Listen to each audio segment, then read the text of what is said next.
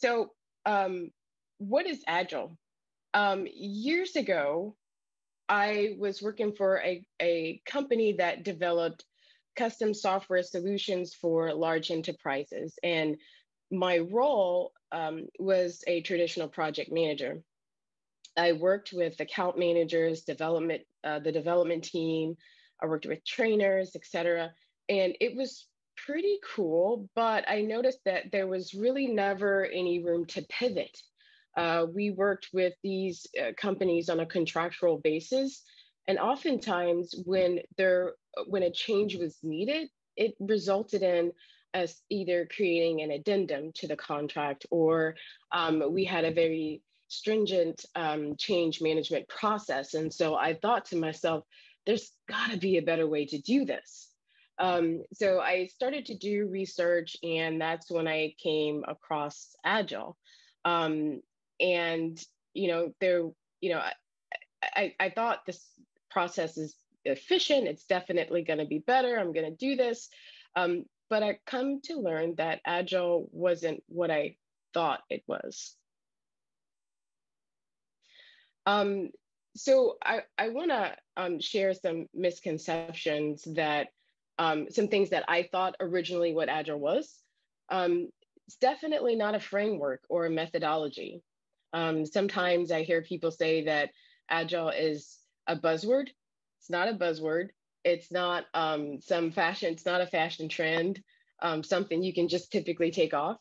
It's not a singular implementation. I've worked with organizations that felt that, okay, we're going to implement Agile. And, once we get teams using Agile, then we're done. And it doesn't work like that. It's also not a set of rituals. So it's not a set of processes that people use. And one of my favorites is Agile's only for software development. And it's not.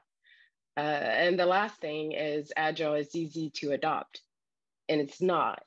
And I'll talk to you a little bit about that. So what I've talked about some misconceptions about Agile, but let's talk about what Agile is.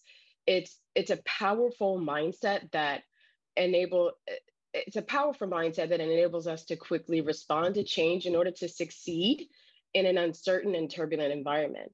And like I said, it's not a particular framework, and it's definitely not only for software development projects, because it is a type of mindset. What type of mindset is Agile?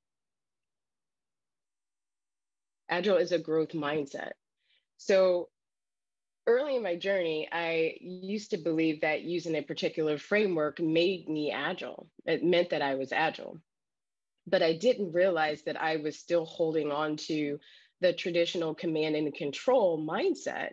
So I had that mindset where I felt like I needed to be in control of the project the entire time, so that I can not only control the outcome of the project, but I can control the my career, because that was all dependent on how well my projects were managed.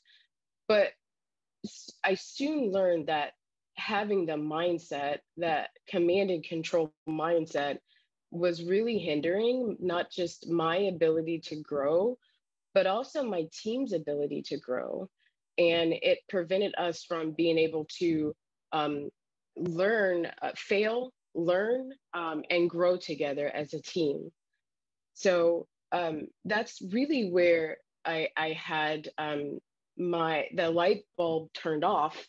I was working with the team, and it kind of hit me like, wait a second, you're telling me I don't have to do all this by myself? I don't have to tell you what to do, that you can just do this on your own? So when that mindset kicked in, it was not only a game changer from a professional perspective, but it was also a game changer from a personal perspective. So I began to look at things differently at work as well as at home.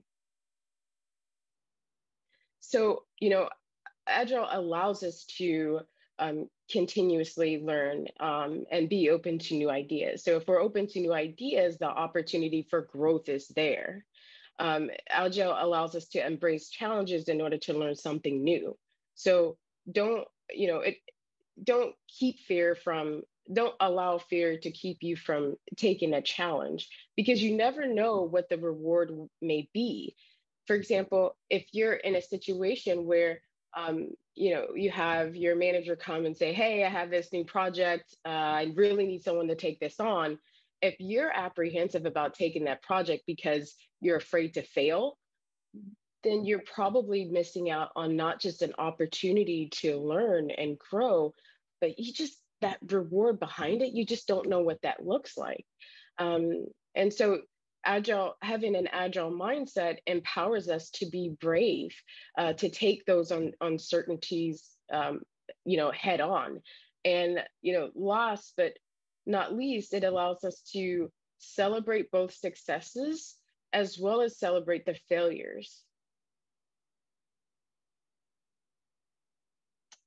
So this is, one of my favorite things to talk about is the fixed mindset versus the, um, you know, uh, agile or growth mindset. So the fixed mindset prevents you from failing immediately, but at the same time, it hinders your ability to experiment, to learn, to grow long term. And like I said earlier, when I was working with my Scrum team, that traditional command and control mindset, it prevented us from being able to reach our full potential as an agile team.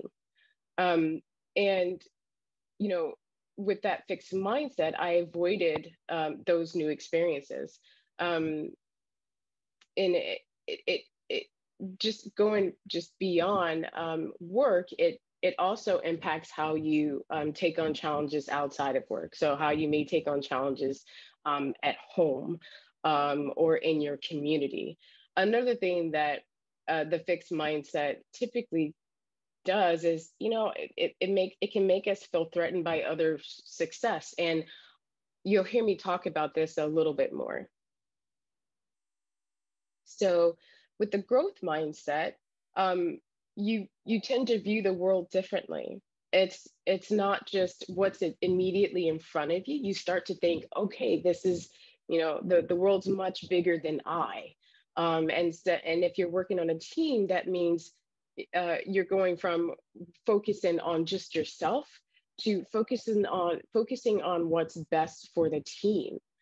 Another thing that I appreciate about having a growth mindset is that you don't view feedback as something negative. You start to think about it as, okay, I maybe I do need to work on that. And it helps you uncover gaps, or knowledge that you uncover gaps that you may have not known that you had in your knowledge, or your skill set. Um, Having a growth mindset empowers you to challenge fear. So accept that if I fail, it's okay. Knowledge will be gained from it. And that's one thing that I have two girls and a boy, and my girls are much older than my boys, but sometimes they come to me and they're like, Mom, I'm so, what if I don't do right? And I'm like, okay, if you don't do well, it's an opportunity to learn. And I kind of joke with him. I'm like, okay, this is not World War III. Aliens are not coming to get us. So, there's nothing to be afraid of. If you think of this as an opportunity to learn, if you don't do something right, it's okay. You have an opportunity to self-reflect and identify where can you improve, because as humans, we don't learn by someone telling us something, right? We learn by failing.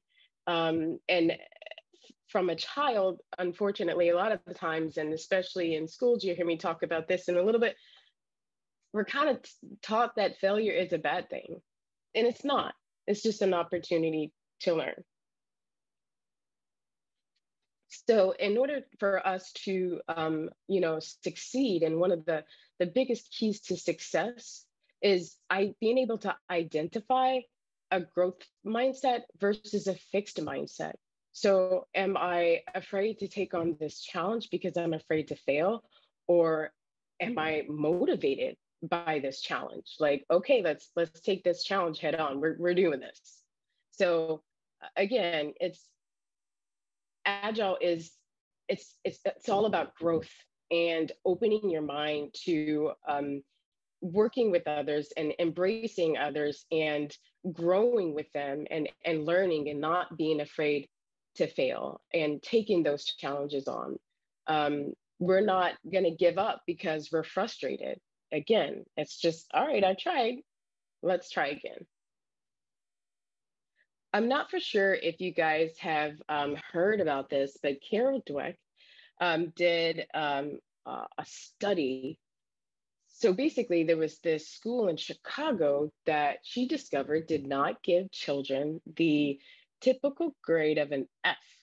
So when students did not do well, they got a grade of not yet.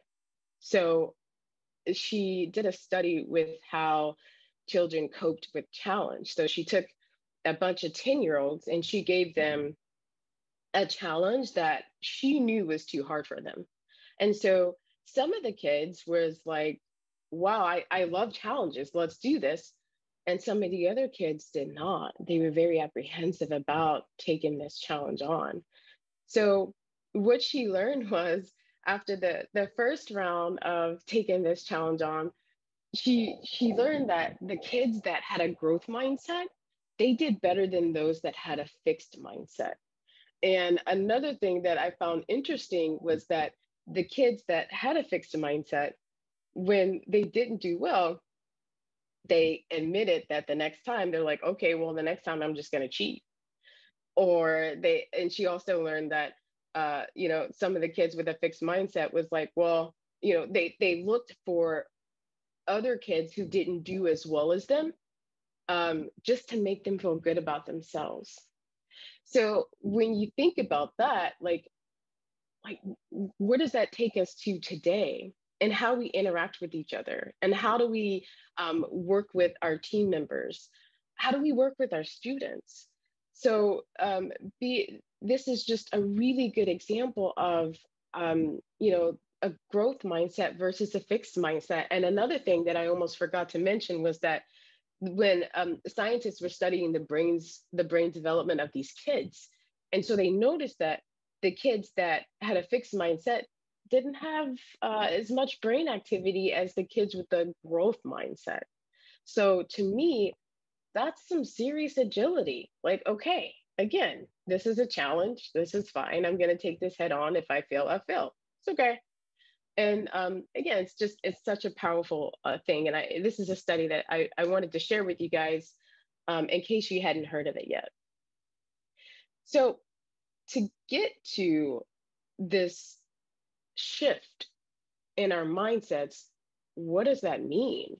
That means disrupting the trends and the technologies. You know, as humans, as we discover something new every single day. So we have to learn how to shift our mindsets to be able to keep up with these new discoveries, to keep up with the trends. For example, I'm not gonna lie, the social media applications that we have today, it's kind of like overwhelming because there's so many of them. Um, and if I stay away from them, that's just a good example of how I could miss an opportunity. So for example, on LinkedIn, if I'm not familiar with that platform because it may be overwhelming, maybe I missed an opportunity, right? So we have to learn how to completely flip our approach in the way that we think. So that means that we need to address our fear of uncertainty and avoid, we have to move from avoiding change. We have to move from punishing failures. And again, I go back to the whole school situation, and it even happens at work, right? If you don't do well, it's like, okay, you'll be reprimanded for that, but why? Why are we not treating that as an opportunity to learn? And directing, moving away from directing control. Like if you're working on an agile team, on a scrum team, on a Kanban team, doesn't matter. Whatever team you're working on, it's okay to delegate. It's okay to empower your team members to take those tasks on instead of directing that control. Um, you want to move away from working in silos because we can accomplish so much more together rather than working in silos. And so we have to move to embracing uncertainty. Um, we have to be open to change. So, if that we as humans, we have evolved, right? So if we had not evolved, we wouldn't be where we are today. We wouldn't have the technologies we have today. We wouldn't have access to the healthcare that we have today. So we have to be open to welcome change. Otherwise, we as humans, we can't evolve. It's important that we celebrate failure as an opportunity to learn, and perhaps maybe even think about replacing failure with not yet, or replacing failure with opportunity. We need to encourage growth, not just within our teams, but also encourage yourself. Sometimes you're not going to have someone around that's going to hold your hand and tell you, "Hey, you can do this. Hey, you can take this on." You got to be able to encourage yourself to grow, and put people first. You're working on a team. It's important to think of the team as a whole. I was working with I'll tell you a story. I was working at an energy company with an agile team. Well, they weren't quite an agile team. They were using traditional project management practices, and they were working in silos. And you have the developer and the QA person, and they were working in silos. And there was the traditional handoff process. Like, okay, I'm done. Here you go. See you later. I said, that's not going to work. We have to think about how can we improve this, because if we're working together and we're helping each other achieve our goals, we can accomplish so much more. So what I did was we had new folks join the Scrum team. We became a Scrum team. I trained them. They're a Scrum team. So we had these new developers come on board, and we had one lead developer, Naveen. And I said, "Hey, Naveen, what do you think about pair programming?" And he's like, "I don't want to do it."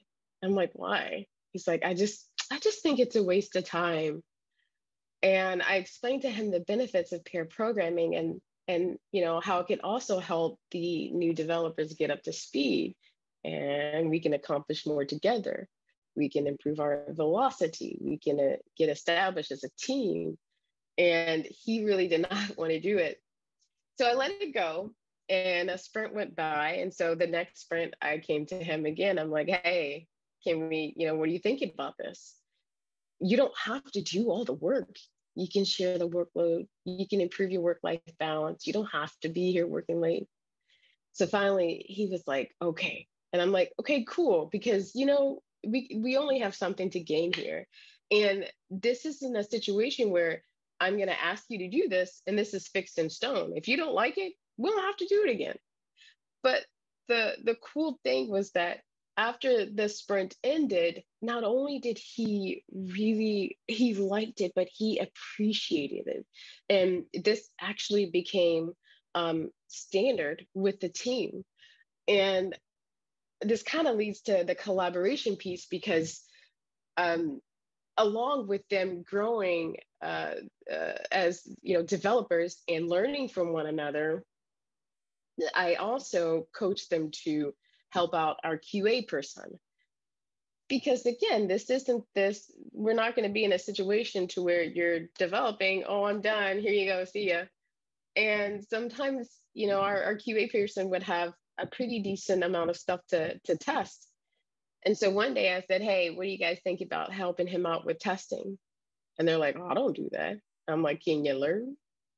And they thought about it, and they was like, "Well, yeah." And even though their primary skill set was developing code, you know how to test your code. So maybe partner with this person to learn how you can help him out. And that was it. That evolved, right? So it evolved from this this developer working by himself and not really wanting to share the workload, share the knowledge, to them working together consistently. That led to them helping out the QA person. That led to the QA person learning how to code with the developers. That led to the developers learning, partnering with our automation person to learn how to automate things. So um, I just wanted to share that with you because it's amazing, like working with the team and seeing them go from this traditional silo and I'm going to do this myself because I want to be in control of this success to now this team is working together. And one more thing I'll share with you guys before I move on. There was one time we had a developer that was working late. I was about to leave. And so one of the other guys was like, "Hey, what are you working on?" And he told him, and he was like, "Okay, hey guys, let's come help him so we can get him out of here." That's incredible. And that doesn't happen with it happens with we, it happens with as a team. So, in order to make that shift happen, there's a lot of things that you have to think about. If you continue with your same thought process, you're going to get the same results. So we need to, in order to make this shift, we have to start thinking about how do we make that happen. So evaluating what is our current state in your organization, whether it's corporate, you're at school, you're at corporations, or even at school. So we have to evaluate what is our current state.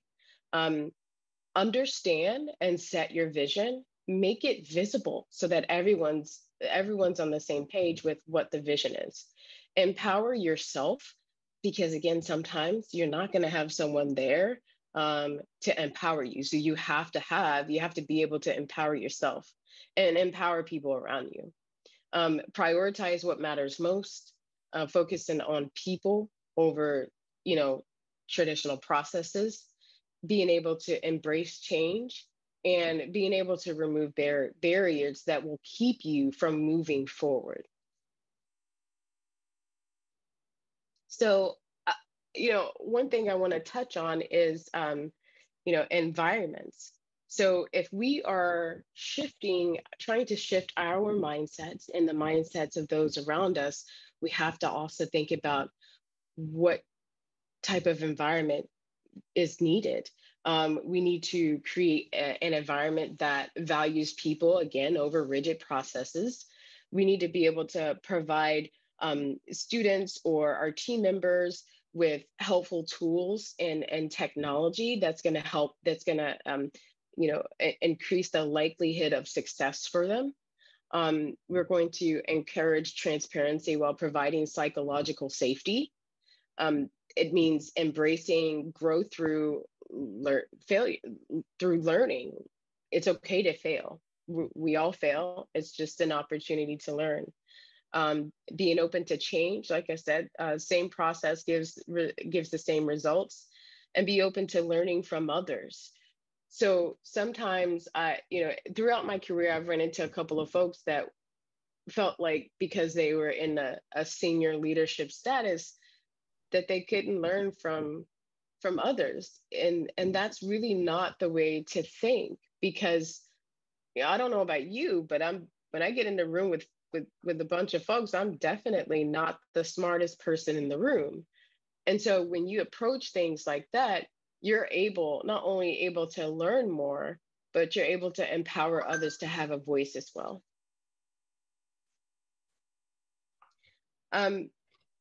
So one thing I want to talk about is like what motivates us. So how do we motivate our teams? How do we motivate our students? So when we look at motivating someone, what immediately comes to mind? You may immediately think about money, you may think about prizes, but those are what we like to call external motivators. It's nice, but does it really motivate us? And so, and these motivators can be positive or negative. For example, if we, hey, if you get this project done, if you finish this project, before the deadline, we'll take everyone out to lunch. Or if you don't finish this project on time, if you don't finish this project on time, we may have to look at your performance. So people are motivated by that. As humans, we are motivated by being self-fulfilled, right? So you're proud of yourself for an accomplishment. So you may come back for more of those challenges. You fully you feel appreciated and respected by the team. You feel that you feel empowered by your leaders, that if they say something that you don't necessarily agree with, you can object without feeling like you're going to be reprimanded. So those are different types of motivators that we have to look at when we're working with our teams, with our employees, with our students. So I love this quote by Steve Jobs. The only way to do great work is to love what you do. And we have to, whatever you can do, working with someone, you have to be able to empower them, and even yourself. You need to feel empowered in order to love what you do. You don't want to do something just because you're told to do it. You want to do it because you like to do it.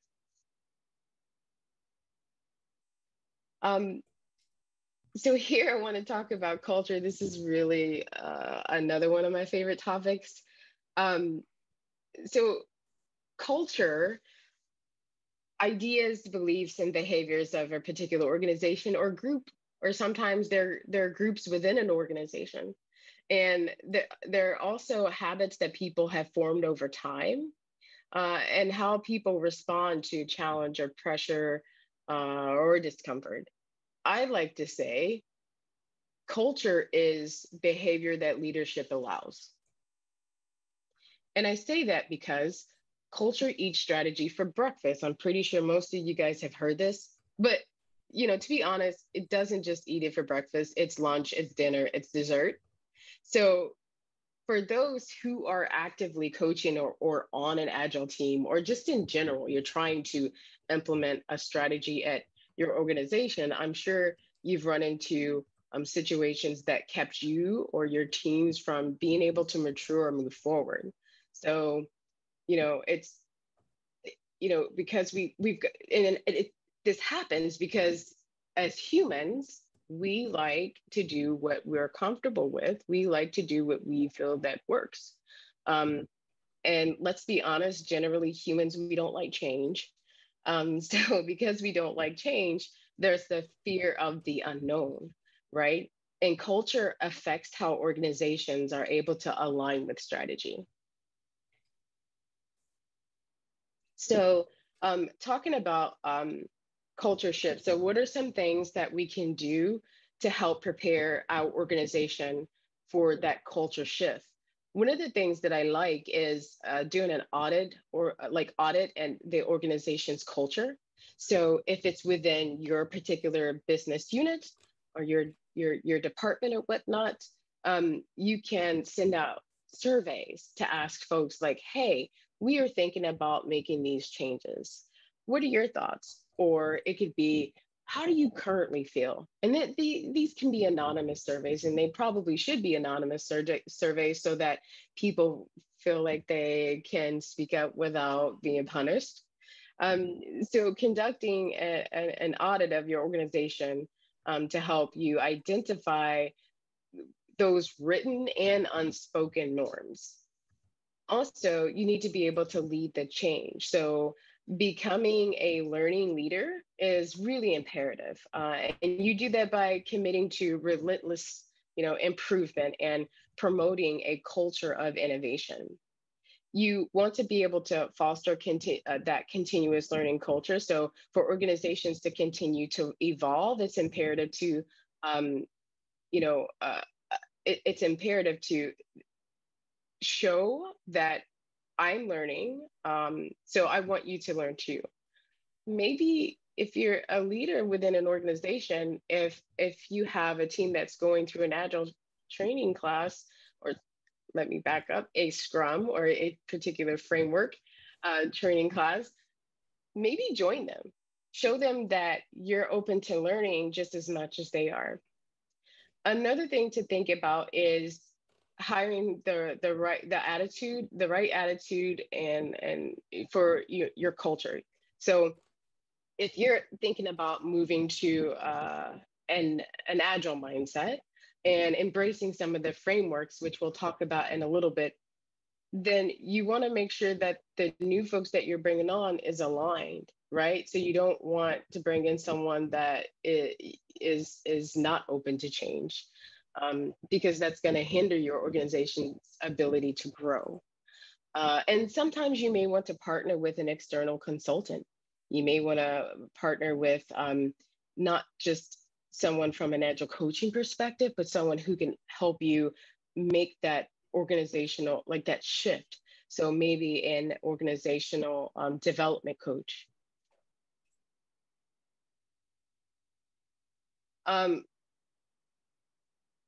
So I really like the different frameworks. I always say Agile's not Scrum, Scrum is Agile. So, and it's just one of a particular framework. There are more than 50 Agile frameworks. That's a lot. So one thing that I want to stress is that there is no one size fits all. One of my pet peeves is when I go into an organization and I see that everybody's Scrum's great. I'm a huge Scrum fan, but it's not for everything. So it kind of bugs me when we're we're trying to convince folks to move away from the traditional way of doing things because it was so stuck in a box, but we're putting people in a box, right? So there is no one size fits all. There's the agile mindset, and there's all of these different frameworks that support being agile. So don't, every project is unique, every organization is unique. Don't force a particular framework on an organization or a project. And again, my biggest thing is nothing's fixed. So you try something, it don't work. Okay, time to move on to the next. Again, there's so many different frameworks, and I empower you guys, like I encourage you guys to go out there and become familiar with these different frameworks that are offered, because again, there is no one size fits all. And this kind of this kind of touches on the whole agile is for software development. It is not. It's used everywhere. Digital, healthcare, pharmaceutical. I'm working with manufacturing teams right now, which is pretty amazing. Finance, they use it, the frameworks are used in marketing. It's even used in construction, which is interesting. I've seen the frameworks used in retail. I use I use Kanban at home a lot. So you can use these frameworks at home. And the coolest thing is you can also use these frameworks at school. So that's why throughout this presentation, you heard me talk a lot about like balance. There's a balance between work and, organizations, or, your typical corporations, and then schools, because at some point, these kids are going to enter the workforce. So when can we start working with them to help them have more of an agile mindset, and even using some of the frameworks, which kind of brings me to my close here. My personal mission. So I will share that I didn't have a very fruitful childhood. One day I was laying in the field across the street from our home, and I thought to myself, life has got to be better than this. I'm looking up at the sky and I'm thinking the world is bigger than this. There's just no way. I will not accept that this is life. And so I made a promise to myself that I was going to be my success, not anyone else's success, but my success, and that I would be able to learn and explore the world. The unfortunate thing was that I didn't have anyone there to tell me, hey, you can do this. I didn't have anyone to hold my hand and walk me. I had to learn that self-empowerment. I had to learn that to encourage myself.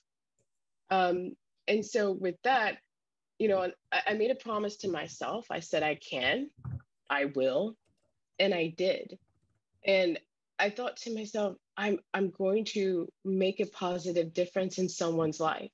That's my passion. I love working with people. And I knew this as a kid. But what I did not know was that my avenue for working with people was my introduction to Agile and learning how to embrace that mindset. So, my mission is to take my knowledge and my experience of Agile and get involved with my communities. I want to start working with schools. Right now, I'm working on an initiative where I will start working with schools to implement Agile. It starts with the teachers because they have to lead by example. So I'll be working with teachers, and then I'll be working with students. And then my last goal is to be able to coach and mentor folks who want to have that mindset, who is ready to take that next step, not just from a professional perspective, but even looking at this from a personal growth. So that is my mission. And, that really concludes what I wanted to share with you guys today. And again, I want to thank you for allowing me to come here today and speak to you guys. And hopefully you were able to learn a little bit more about what it truly means to be Agile. Thank you, guys.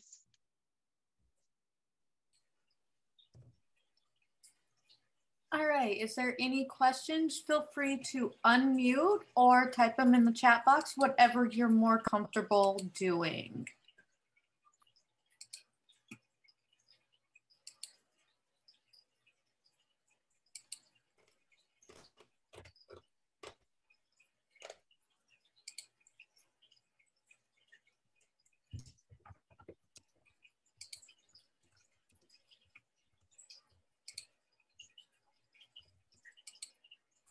Hi, Britt. This is Daniel. Hey, Daniel. I'm calling from Atlanta, Georgia.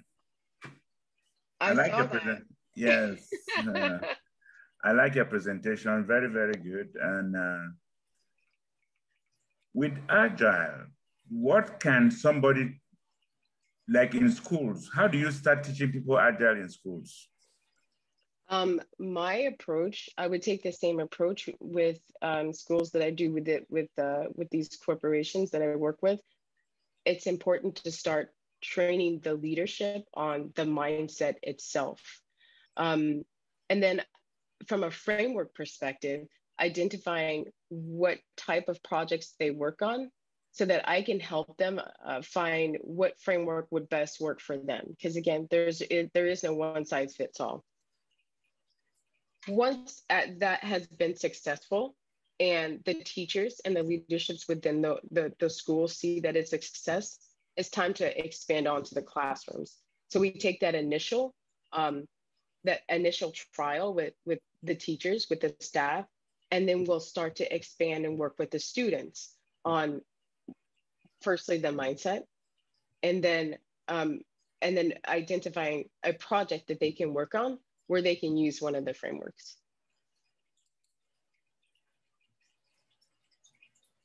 Does that answer your question? Yeah, thank you. Thank you. You're welcome.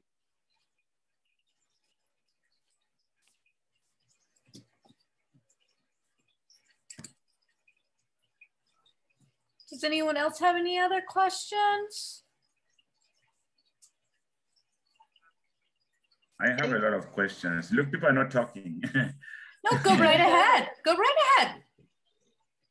So, Britt, how would you, for example, somebody wants to be an Agile coach. What would that coach do? Because I know I have two Agile coaches where I used to work. They were very great. They have some kinds of training that they do with us and things like that. So if I want to become an Agile coach, currently I'm a Scrum Master / project manager for Morgan Stanley. But if I want to become an Agile coach, what do I need to do in that space? Yeah, so, I'm going to say this. It's not about the certifications. It's about, it's about your passion. And one thing that I have personally done was I wanted to be able to grow. So yeah, I have the knowledge, but how do I grow? So I started taking different courses on coaching in general, because that teaches you how to deal with people and just facilitate better, to deal with conflict. So the knowledge is one thing. You can have all the knowledge in the world, but if you don't know how to coach people just in general, it's going to be challenging for you. So I would look into, I would look into broadening your knowledge in Agile, but it's just imperative to make sure that you look into courses that's going to help you prepare to be a coach in general. And then also partner up with someone, if you can find a mentor, someone that can answer your questions along the way, that would be great, because to be honest, I wish I had that. I wish I had a mentor. I wouldn't have made, as many bad decisions as I did, or I could say it wouldn't have taken me as long. But it's all right, because I am where I am today because of the successes and failures that I had. But yeah, just broadening your knowledge in Agile. Don't focus on the certifications, because I've met people who are certified Agile coaches. They struggle, right? So yeah. Yeah, Frank knows. Yeah, I tried calling him before to talk to him. Aldo and Alex are definitely coming tomorrow, and I think it'd be better for you to come tomorrow. Oh, me? No. Yeah, to come with him tomorrow. But we can't mute him. Just you. You mean Frank? Frank, you're talking to me? The dinner at Buffalo Wild Wings is at 6 o'clock, but you could come to the house here a little bit earlier. If you want to avoid traffic, tell Aldo. I'm going to try to call him again. Yeah, you go with him.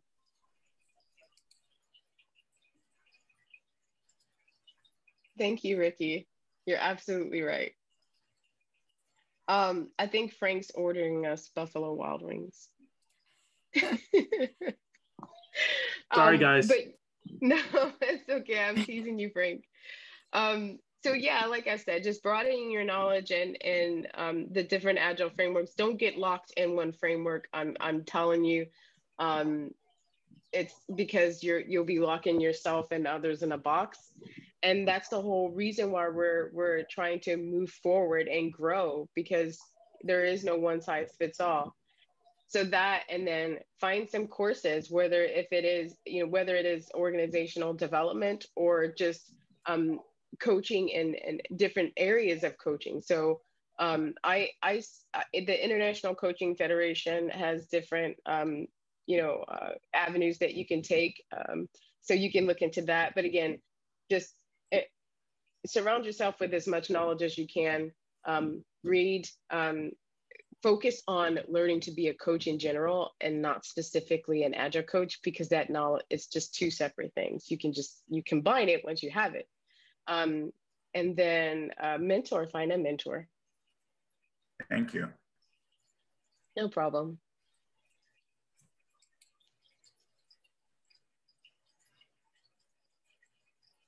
All right, any other? Yeah, that's.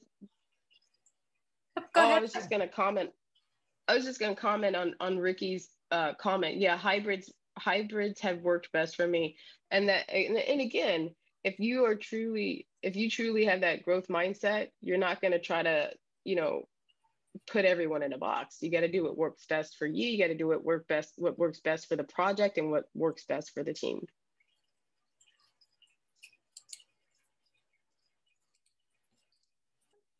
Does anybody else have any other questions?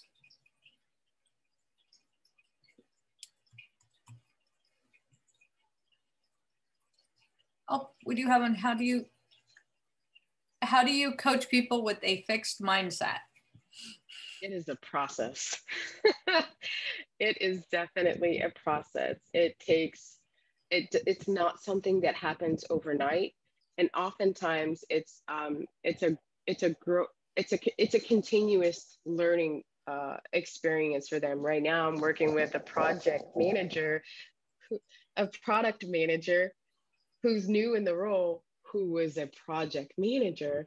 And I don't mean that in a negative way. I just mean that like he is literally coming from a traditional mindset. The first sprint was a bit challenging, but through continuous like one-on-one coaching sessions with him to help him understand why we're doing the way things that we're doing, and helping him understand that it's okay to let go, and let's just see what happens if you let go of that control, if you give this other person that, if you empower this other person to take this task and run with it, you'll see. And it's only, we've completed the first sprint, and I'm already seeing like a huge change in his mindset. So it's really all about working with them and help coach them through the entire process. And you may have to meet with them 5 times a week, may have to have those coaching sessions 5 times a week. But again, it's just walking them through and helping them understand why we're doing what we're doing, and also being able to share examples of like previous successes that you've had with other teams, and using that particular framework and that particular, with that agile, with having an agile mindset.